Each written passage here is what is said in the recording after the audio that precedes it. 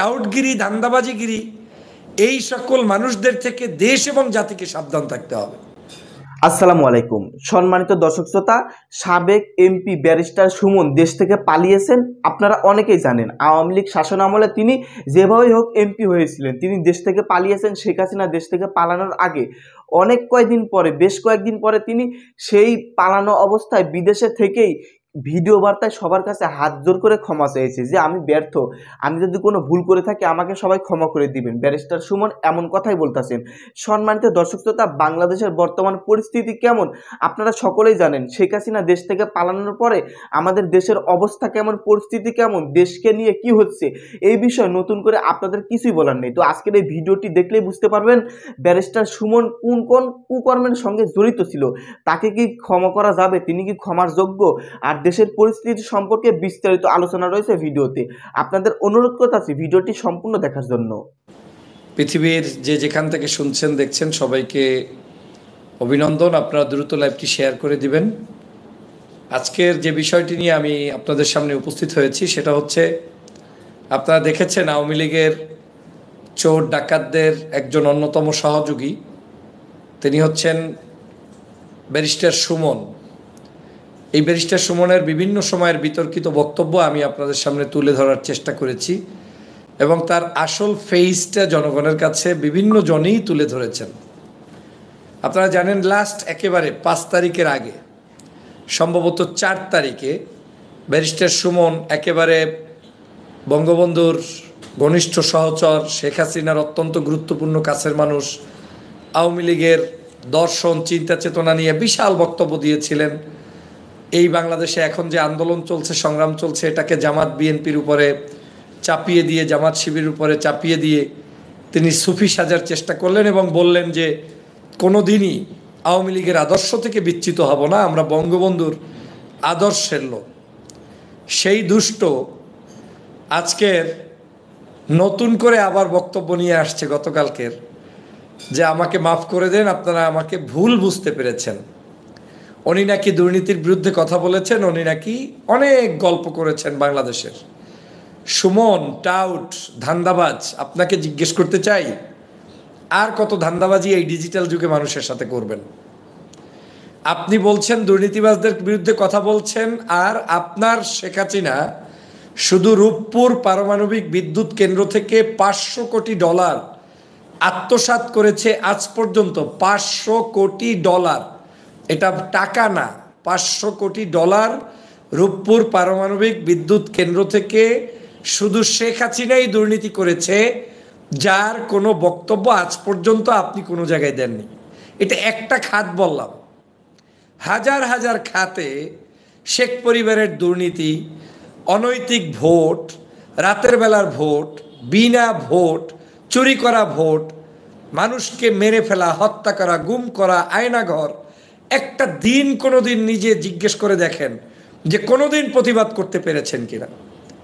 আপনি প্রতিবাদ করেন কাদের? যেগুলো শেখ হাসিনা আপনাকে শিখিয়ে দেয়, যেই বক্তব্যগুলো দিয়ে মাঠ একটু গরম রাখার প্রয়োজন হয়, আপনি সেইগুলো দিয়ে মাঠ গরম রাখেন। আপনি হঠাৎ করে নিরাপত্তাহীনতায় ভোগেন, আপনি রিপোর্ট করেন, ফিল্ড গরম রাখেন। শেখ হাসিনা আপনাকে বডিগার্ড দেয়, আপনি সেটা নিয়ে আবার চলেন, ফিল্ড গরম রাখেন। আপনার মনে চায় খাম্বার পাশে দাঁড়িয়ে আপনি খাম্বা নিয়ে লাইভ করেন, আপনি ফিল্ড গরম রাখেন।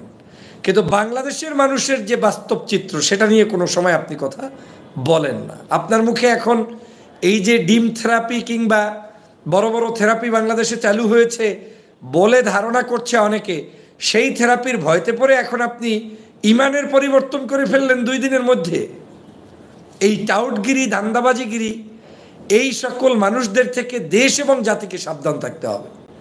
আমি সুমনকে বারবার বলেছিলাম যে সুমনের চিন্তা চেতনা, তার কার্যক্রম, এটা আজকে নতুন নয়। বাংলাদেশের এতগুলো মানুষ মারা গেছে, দেখেন কত বড় ধান্দাবাজ। কালকের বক্তব্যেও এই যে এত হাজার মানুষ মারা গিয়েছে, তুমি যদি ধান্দাবাজ সত্যবাদী হও তাহলে বলবা যে 1000 মানুষকে শেখ হাসিনার নির্দেশনায় হত্যা করা হয়েছে, তার বিচার চাই। পারবা বলতে? জীবনে বলতে পারবা? হয়তো কোনো এক সময় ধান্দাবাজির কারণে বলেও ফেলতে পারো, আমি জানি না, কিন্তু এখন পর্যন্ত তুমি বলেছো? বলো নাই। আজকের বাংলাদেশে আপনাদেরকে আগেও বলেছিলাম, যখন এই যে সাম্প্রতিক সময়ে যে ইলেকশনটা হয়ে গিয়েছে অবৈধ নির্বাচন, সেই নির্বাচনে ব্যারিস্টার সুমন আওয়ামী লীগের হয়েই, মানে আওয়ামী লীগের বি টিম হিসাবে নির্বাচন করেছে। কারণ এখানে তো ইলেকশন করেছে এ, বি আর সি।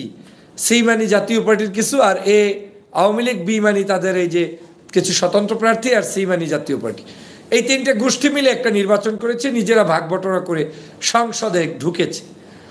এই সুমন আজকের এই যে অবৈধ সংসদে ঢুকলো, এবং অবৈধ সংসদে ঢোকার পরে সংসদে গিয়ে প্রথম বক্তব্যে তিনি বলেন যে আমি নিশ্চিত হয়েছি যে আমার এই সংসদের যে চেয়ারটায় বসা আছি, এই চেয়ারে কোনো জামাত, যুদ্ধাপরাধী তথা নিজামি, সাইদি তারা ওই চেয়ারগুলায় বসে নাই।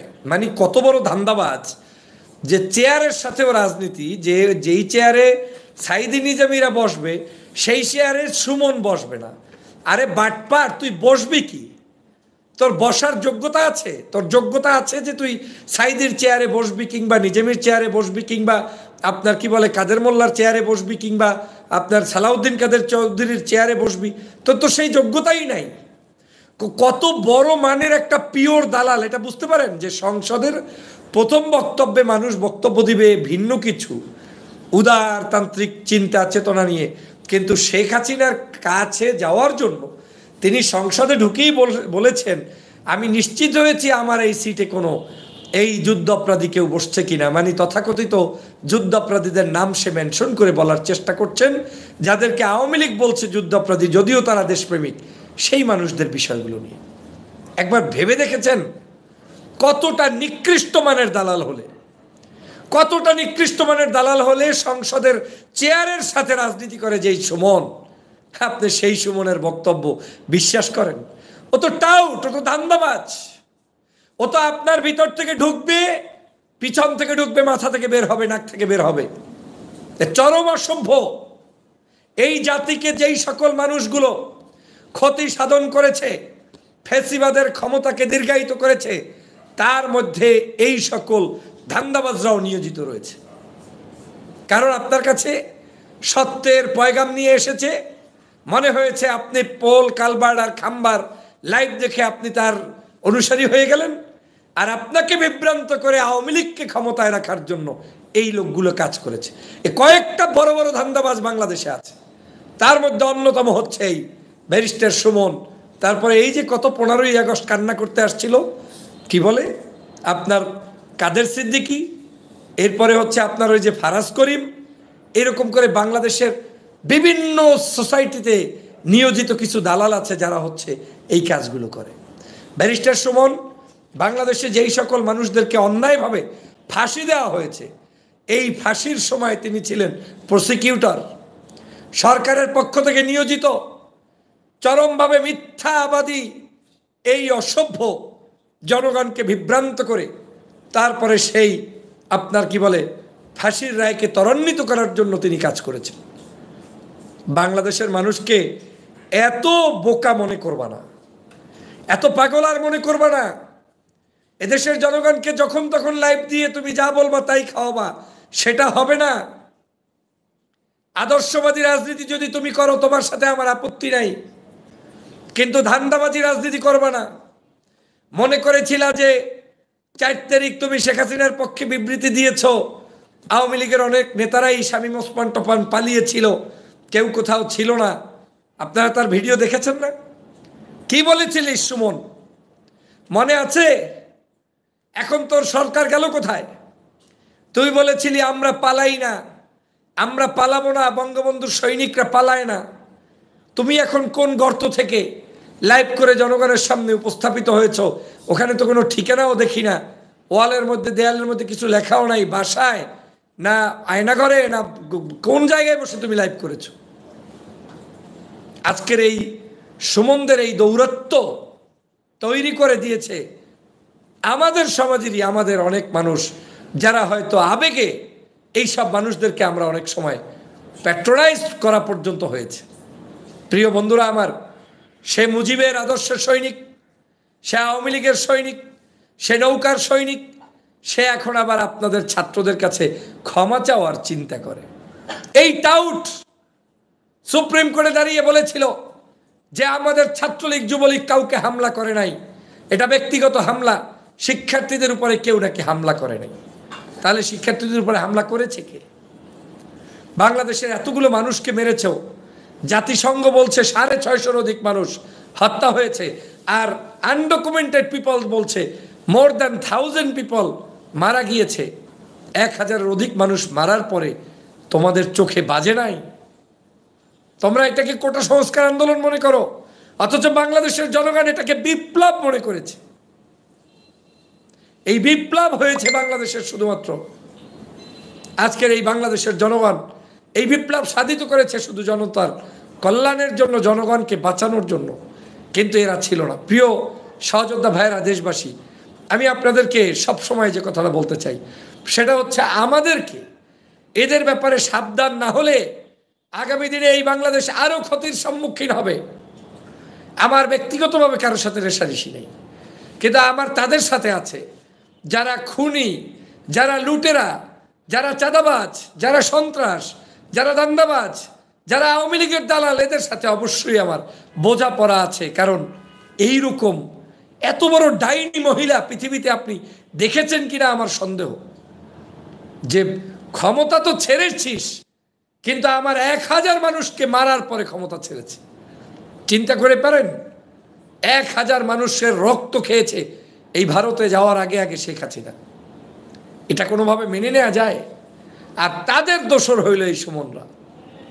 প্রিয় সহযোদ্ধা ভাইরা, আপনারা নিশ্চয়ই দেখেছেন বিভিন্ন সময় কি বলছে যে এই সব আন্দোলন ছাত্রদের আন্দোলন নয়, এটা জামাত শিবিরের আন্দোলন। ভালো কথা, যদি এটা জামাত শিবির কিংবা বিএনপির আন্দোলনই হয় তাহলে তোমরা তো এই দেশে তাদেরকে কোনো পাত্তাই মনে করতা না। ক্ষমতা ছাড়ে দেওয়ার একদিন আগেও তো তাদেরকে দল হিসেবে নিষিদ্ধ পর্যন্ত করেছ, এমনকি বিএনপিকে নিষিদ্ধ করার দাবি পর্যন্ত তোমরা তুলেছ। কোথায় হাসানুল হাকিনু, কোথায় রাশেদ খান মেনন, কোথায় তোমাদের গংরা, কোথায় আজকের এই দুষ্ট চক্রের সদস্যরা? কেউ নাই, কিন্তু সবাই কিন্তু হারিয়ে গিয়েছে। আজকের বাংলাদেশের জনগণের অধিকারকে যখন কেড়ে নেওয়া হয়েছে, এই ধান্দাবাজদের মুখে তখন কুলুপ লাগা ছিল। কত বড় ধান্দাবাজ, আমি কি কয়টা উদাহরণ দিব এই ব্যাপারে। যে ইন্টারনেট বন্ধ করে দিয়ে সমগ্র প্রশাসনকে এখন রিমান্ডে বসে আপনার ওই কি বলে পলক কান্নাকাটি শুরু করছে।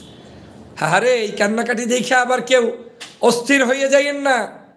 গত প্রায় 1 যুগ পর্যন্ত, 10 বছর 8 বছর পর্যন্ত আপনার আমান আল আজমি, মীর কাসেম আলী, এদেরকে আয়নাঘরের মধ্যে বন্দি রেখেছে। তারা কোনো গ্লাস দিয়ে ফাঁক দিয়ে সূর্যের আলো দেখতে পারতো না। তারা ঘুমাবে কখন, উঠবে কখন ঘড়ি দেখে করত। যারা সূর্যের আলো বাতাস কোনোদিন দেখতো না, আজান শুধু ফজরেরটা কোনো রকম শুনলে বুঝতো যে কোন আজান চলে, আসসালাতু খায়রুম মিনান নাওম বললে বুঝতো যে এইটা মনে হয় ফজরের আজান, তাহলে দিন হয়েছে। কত বড় নিষ্ঠুরতা করেছে এই পাষণ্ড আওয়ামী লীগ। আর আপনি এখন 2-1 দিনের পলকের কান্নায় অস্থির হইয়েন না। এই দান্দাবাজরা আপনার কি বলে, এই যে সিলেটের আমাদের বাংলাদেশ জাতীয়তাবাদী দলের নেতা আজকের গুম করেছে, খুন করেছে। এতদিন বলেছে আয়নাঘরে আছে এম ইলিয়াস আলী, আজকে তার আয়নাঘর তো দূরের কথা, তার নাকি লাশই নাই। এই যে জিয়াউল হাসান গত পরশুদিন 3-4 দিন আগে গ্রেপ্তার হয়েছে, কত হাজার মানুষকে যে মেরেছে। 7 মার্ডার যে ঢাকাতে করে আপনার শীতলক্ষায় না কোথায় লাশগুলো ফালে ইট বেঁধে তারপরে পানির সাথে লুটিয়ে দিয়েছে, সেটা আপনার শোনেন নাই। কোনোদিন এই সুমনরা তাদের বিরুদ্ধে 2টা কথা বলেছিস? র্যাবের যে আজকের কি বলে সাবেক পরিচালকের পরে পুলিশের আইজিপি বেনজির রিটায়ারমেন্টে যাওয়ার আগ পর্যন্ত কোনোদিন বেনজিরের বিরুদ্ধে একটা কথা বলেছে? শুধু তাই নয়, যখন বেনজির নিষেধাজ্ঞা খেয়েছে তারপরেও তার বিরুদ্ধে কেউ বলে নাই। তাকে আমেরিকায় পাঠিয়েছে আওয়ামী লীগ, হাজার হাজার কোটি টাকা নষ্ট করে। তারা মনে করেছে যে না, আওয়ামী লীগ কোনো দুষ্কৃতিকারীদেরকে পালে না, সেটা প্রমাণ করার জন্য বেনজিরকে বিদেশ পাঠিয়েছিল। যখন শেখ হাসিনা বিশেষ স্বার্থ উদ্ধারে তার বিরুদ্ধে কিছু কথা বলতে বলেছেন, তখন তিনি বলেছেন। তাহলে বাংলাদেশের কোনো জায়গায় এই ধরনের মানে হঠাৎ করে উঠে আসা, ওই বন্যা টন্যা হইলে চান্দা উঠাইয়া জনপ্রিয়তা পাওয়া কোন নেতাদেরকে প্রশ্রয় দিবেন না। হঠাৎ সুলতান। সম্মানিত দর্শক শ্রোতা, আপনারা বিস্তারিত ভিডিওতে দেখতে পারলেন ব্যারিস্টার সুমন সম্পর্কে। তো ভিডিওটি দেখার পরে আপনারাই এখন সিদ্ধান্ত নেন ব্যারিস্টার সুমন কি ক্ষমার যোগ্য নাকি ক্ষমার যোগ্য নয়। যাই হোক, বর্তমান বাংলাদেশের পরিস্থিতি কেমন, বাংলাদেশের ভবিষ্যৎ কি, বাংলাদেশ কোথায় গিয়ে দাঁড়াবে, শেখ হাসিনা বাংলাদেশ 15 বছরে যা করেছে, দেশকে এখন এগিয়ে নিতে হলে কি করা উচিত। সম্মানিত দর্শক শ্রোতা, ডক্টর ফয়জুল হক তিনি বিস্তারিত আলোচনা করলেন এই সব বিষয়ে। তো আপনারা এই বিষয়ে কি বলতে চান? আপনাদের ব্যক্তিগত মতামত থাকলে ভিডিওর কমেন্ট বক্সে এখনই জানিয়ে দিবেন। ধন্যবাদ আজকের এই ভিডিওর সঙ্গে সম্পূর্ণ আকারে থাকার জন্য।